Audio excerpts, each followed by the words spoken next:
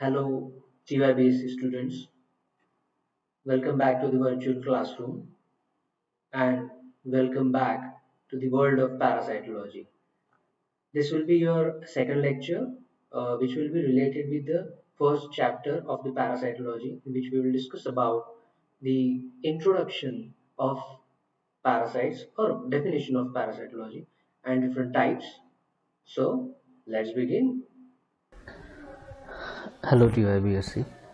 Uh, this is our first lecture from the syllabus of the parasitology.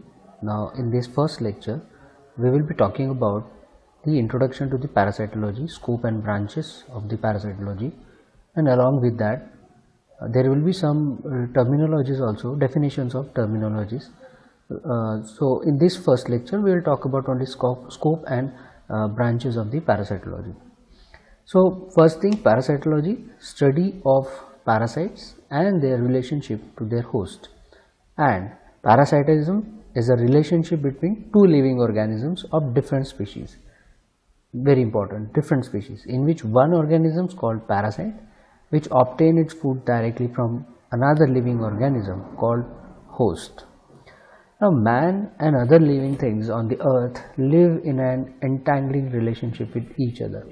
If you look at your environment, you are sitting around you, there are so many organisms. You can see spiders, insects, plant and other animals. So, we are not alone. Along with that, I should tell you one more thing, that a person, a man is never alone. Reason is, on our skin, on our body surface and inside our body, there are number of organisms. There are some studies which says that within our body there are number of microorganisms whose number is more than the total number of cells which our body is made up of. So, inside lot of organisms, on the surface of the skin there are lot of organisms present. So, we are in contact with these organisms. All animals are, each and every organisms, they are contact with each other. So, they don't exist in an isolated fashion. They are independent, interdependent. And one more thing, each forms a strand in the web of life. Very important. So, parasitology, science that deals with organisms living in the body of a host, and there is a significance in this related to the host and parasite relationship. So, majority of parasites harm the host naturally. If parasite is obtaining food from the host and by feeding on the host itself, it is obtaining food, doesn't mean that host is giving something to the parasite and parasite is eating. No, host doesn't know about it. Whatever important part or important micronutrients or nutrients are present within the host which belongs to host is taken up by the parasite without the host permission. Host is not giving the permission, even host doesn't know about it. And that's why many times if host is strong, then nothing happens, even host never come to know that he is having some parasitic problem. But if host is weak, for example small children, they may have some parasites within their intestinal region or within the blood. At that time they feel sick, they will have problems, and if they have problems, then it will be very dangerous for their health also. So, parasite harm the host, they may reduce the survival, growth and reproduction of the host and reduce its population density also. That's why this particular parasitology become one of the fascinating areas in the biology. Now, it gives a focus to various characteristics of the parasite. If you want to learn about the parasite, we have to consider few things about the parasite. See, science is all about the description. Okay, if you want to know something, you have to describe it. So, first thing about the parasite, or any organism, when you try to identify them, you go for the morphology, how it looks like, whether it is a unicellular or multicellular, what kind of symmetry it has, then whether it has cilia, whether it is having legs or not, whether it is covered by exoskeleton or is there any skeleton or not. So morphology is first thing, first description of the parasitology. Second is about the life cycle. This is very important. Why life cycle is important? We want to know from where these parasites are coming. If you want to stop the parasite, you should learn about the parasite. Uh, it has been told that if you want to win the enemy, you have to learn the enemy. Similarly, if you want to win the parasites, you have to learn the parasite. But one thing is there, these parasites, they belong to nature, and nature is very smart. We think that we are very smart, humans are very smart. Not like that. Nature is very smart. It gives all kind of options to these parasites to adapt themselves. So life cycle is very important part. Some of the life cycles of the parasite is complicated, some of them are very simple. Some of the life cycles may require one or two hosts for completion of life cycle. Some life cycles of the parasites require, they have to go outside the body, swim in the water, there they infect some other organism. So in some of the parasites, from one host to another host, these are primary and secondary host, transfer is there, and in some parasites they go out of the host also, and there also you may see the changes. So morphological changes also takes place within the life cycle, and also how they contribute to the ecology, what is their significance in the ecology, how they are part of the life cycle of other organisms also. And the very important thing, when we identify somebody, then it is necessary that we have to classify them, in which category they come. So taxonomical classification is very much important. The type of host, that is also very important. So first thing we should know about parasite, then that parasite infect which kind of host. Now there is a very important thing about the parasite and host relationship. Parasites are most of the time very specific about the host. The species which infect humans in malaria, they generally infect humans only. Very rarely, some of the species are there where you can see they have infected the animals also, because RBC is there. But humans and mosquito, so they are very specific about their host. One more thing, sometimes parasites not necessarily infect the host. It will remain within the host, but without any kind of infection. It is just take up the whatever nutrient material it gets. So infect and affect, these are two things. The parasites do both. Okay, then the parasite, this parasitology actually traditionally been restricted to three groups. There are many, but we will talk about three. First one is the protozoan, second helminth, and the arthropods. As subdiscipline, there are some subdisciplines also of this, where the wide variety of organism and their relationship with their host are studied. The parasitology also have some fields like entomology, helminthology, and epidemiology. Okay, these are subfields because some of the parasites you are classifying, they comes under all these categories, so we have to study them also. Also they also described based upon whether they are located on the host, ectoparasite or endoparasite. Now this part we will talk later, because this is another type of classification, whether they are present on skin or inside. now this is a parasitology is a dynamic field, because the relationship between parasites and their host constantly changing. Very important, it is constantly changing. You will say, how constantly changing? As this is a specific host specific parasites, then how this is changing, we will talk about. Parasitism comprises an ecological relationship between two individuals of different species, where parasites environment is another living organism. Now this is a big difference. Parasite environment is the another living organism. If we talk about our environment, effect of environment on us is a very much or it has a big role to play. Whatever we are today, it is because of not only our genes but also what is our environment, what is the pressure of oxygen, what is the air pressure, how much is the gravity.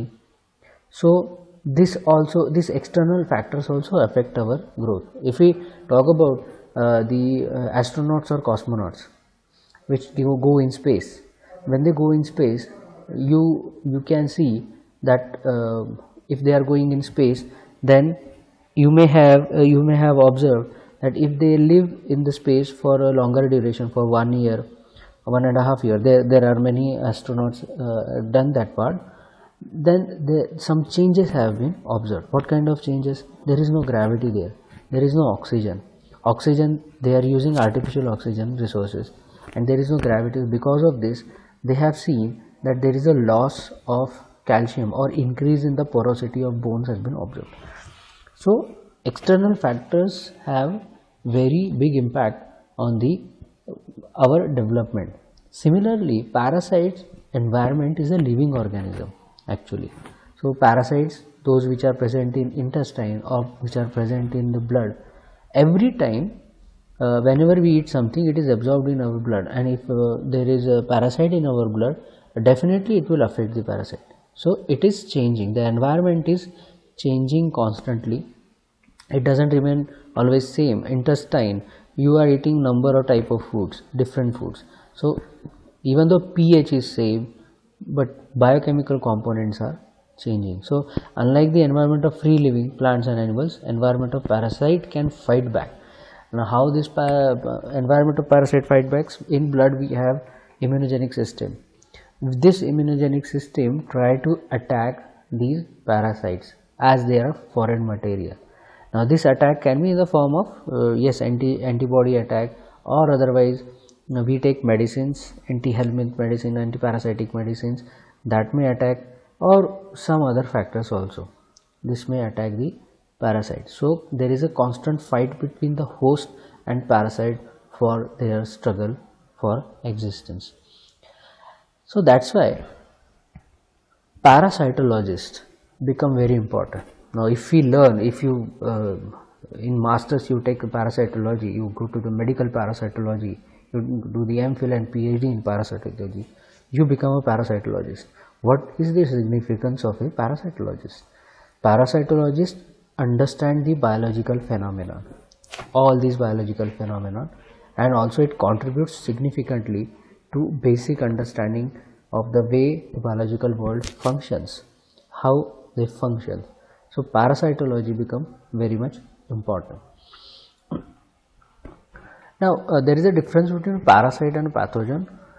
Here I should say, see one thing, that parasite, if we say parasite, that means it is not necessary all parasites are pathogenic, but pathogens are those which causes the diseases, some kind of diseases. There are some parasites which causes diseases, not all parasites cause the disease. Okay, so parasites are part of large group of organisms which will be basically eukaryotes, as we have classified in the previous slide about the protozoa and helminths. So here, as you can see, most of them are eukaryotic in nature. Their cell structure is somewhat similar to the eukaryotic cell of humans or other animals. Okay, and it is different from bacteria and viruses. Bacteria are prokaryotes. Okay, so they don't have a definitive nucleus, or their size is small as compared to others. There are some protozoans whose size is somewhat similar to or nearby the bacteria. Otherwise most of them are larger than bacteria. Viruses are the entities which are even smaller than the bacteria. Okay, so parasites are generally usually larger than bacteria, and some of them are small. Some parasites only replicate within the host organism, but some can multiply freely in the environment also. So as I have told you that their environment is changing, so some of them may require one host, another host, secondary host, and some may go out there also after eggs. And there will be larva will come out, it will swim in the water, and it will go some to other host. So development may take outside the host also. And parasite can be made of more than one cells: eukaryotic, prokaryotic, multicellular, or unicellular. Okay, for example, Giardia lamblia. Okay, this is one parasite which spread through the contaminated food and water, or by person to person contact, and it is most common in the area with the poor sanitations, where is unsafe water is there. Symptoms might include watery diarrhea, okay, fatigue, cramps, and so many things. And sometimes it doesn't show any symptoms also. If you take another example of, as I have shown you, the electron micrograph in an adult male, okay, of one more parasitic worm. It comes from fresh water, become contaminated from the infected animal or human urine or fecal matters. Okay, and the parasite penetrate human skin to enter the bloodstream, and migrate to the liver, intestine, and other organs. They may cause rash, itchiness, okay, fever, like this. Now we will talk about the pathogens. Now pathogens are disease causing agents most of the time. Bacteria, if you get infection, that infection is because of the bacteria or the viruses. Bacteria can be a gram positive, gram negative bacteria. Yes, there are some there will be different shapes of the bacteria: rod, cocci, comma shape, okay, vibrio, and one more thing is there, all bacteria are not again the pathogenic. They can be opportunistic pathogen also. Fungus is there, viruses. We are facing one of the pandemic related with the virus, that is COVID-19, and people call it as a coronavirus. Actually, you should know that corona is the class of viruses. There are classification of viruses. In that, one type of virus, one class of virus is the corona one. So basically it is COVID-19. The host organism could be an animal, plant, or organism, or even pathogens. Now viruses, there are different types. Animal viruses are there, plant viruses are there. Even in animal also, as you know that flu virus, birds, avian viruses are different. Okay, for humans there are different viruses. So all virus doesn't infect all kind of organisms. So even though it is an animal virus, there will be bifurcation in that. There are some viruses which infect bacteria also. Those are called as bacteriophages. These bacteriophages actually control the bacterial growth in many areas. If you take the river water, this river water may have many of the bacteriophages, because there will be number of coliforms also. So nature actually controls everything. Okay, but pathogens like viruses replicate and multiply only inside the host cell.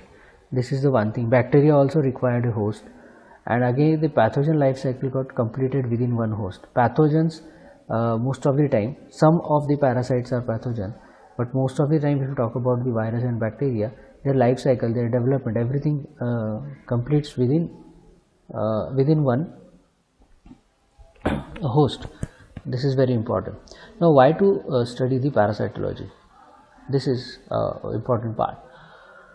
Now according to WHO, now this list what I am showing you is not the latest one, but still WHO has proclaimed that the 10 major unconquered human tropical diseases are, as you can see the list, but among them 7 is the parasitic in nature. Only 3, if you talk about tuberculosis, dengue, and leprosy. Tuberculosis caused by bacteria, that is Mycobacterium tuberculosis. Dengue is by virus, that is flavivirus, and leprosy, that is caused by bacteria, Mycobacterium leprae. Other than that, rest of them, as you can see, it is either caused by protozoan or flatworm or roundworm or maybe sometime hookworm. Okay, so all these diseases that you see. And one more thing, whatever we try to control them, control the vectors so that these diseases should not spread. What has happened, we have used DDT and other insecticides, and not just it has failed to eliminate the vectors of the malaria or any other diseases and other parasitic diseases, but have themselves brought in problems to well known and to require mention here. So we already know there are a lot of problems related with the DDT and other insecticides. They are damaging the environment. Okay, so they haven't stopped them, but they have damaged the environment. The development of resistance, this is one more thing why we are not able to conquer all these diseases, because the development of resistance to the synthetic anti-malarial or any anti-helminth drugs, they are increasing the resistance toward them, and because of that we are not able to stop them. Very important. Okay, so the increased mobility of large segment of population and popularity of tropics and subtropic as a vacation area is also one of the important thing. What happens, people go there on the vacations, and tropical areas are more famous for the vacation. Okay, they expose themselves to the large type of parasitic infections, and already many people are there, and crowd is there, and within the crowd all this infection spread. They go back to their country and take the infection with them, and they spread it, and this is the reason why we are not able to stop these parasites. Okay, so and there are other factors also, for example, modification of the environment, maybe global warming is one of the reason, can be one of the reason. So we were not able to stop them. So now we will talk about the classification of the parasitology, that is parasites of medical significance, divided into actually two main categories. One is single cell and another is multicellular. So single cell parasites, protozoan, and multicellular parasites, metazoan, in which includes helminth and arthropods. Okay, so in single cell parasite we already know the example, malarial parasite Plasmodium species is there, and then Entamoeba histolytica. So in the image, as you can see, the first image that is stained, you can observe the Plasmodium species. Below that, in center, as you can see, it is Entamoeba histolytica. Then the last one, last diagram, that is of the tapeworm. Okay, so these are this is the some of the categories. Now basically, if you talk about the single cell parasites, now most of the time single cell parasite, either they will be present in the blood or in the gut region. Most of the time they will be found in the gut region or in the blood, because there are unicellular microorganisms. They get transferred, okay, through, first of all, either through direct blood infection or some food material contamination occurs, and through that they may get transferred. Now unlike protozoa, helminths are multicellular parasites. They tend to be bilaterally symmetrical, okay, and they include members of Cystoda, you can see that in Trematoda. Okay, so helminths, these are endoparasites, generally found in gastrointestinal tract. Now these are multicellular, as I have told you, and maybe most of the time kind of worms which are present in the intestine.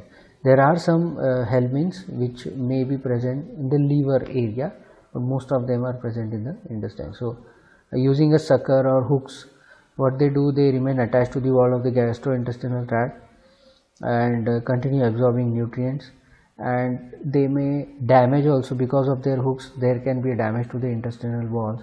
They start absorbing, if their number is increasing and at the same time their size is increasing, naturally they will start absorbing more and more nutrients from the intestine, and that may lead to the problem to host. Host will be deprived of the sufficient nutrient. Okay, so this can be a damaging one. The next one, the last one, is the arthropods. Now, like helminths, arthropods are also multicellular organism, bilaterally symmetrical, but unlike helminths, arthropods are joined. They have jointed appendages. Helminths don't have the appendages, and they use these appendages for the movement and attachment on the hard exoskeleton that protects the. They also have the hard exoskeleton that protects the internal organs of the parasite. So basically, they are ectoparasite. Now here comes the classification: ecto and endoparasite. So these are ectoparasites which are present on the skin of person, and or maybe they may not be present on the skin, but they attacks. How they survive? They suck the blood. Arthropods affect the host by sucking their blood as well as acting as transmitter for vectors. Yes, some of the arthropods responsible for transmitting some of the diseases. For example, lice transmit rickettsia bacteria, which causes trench fever in human beings.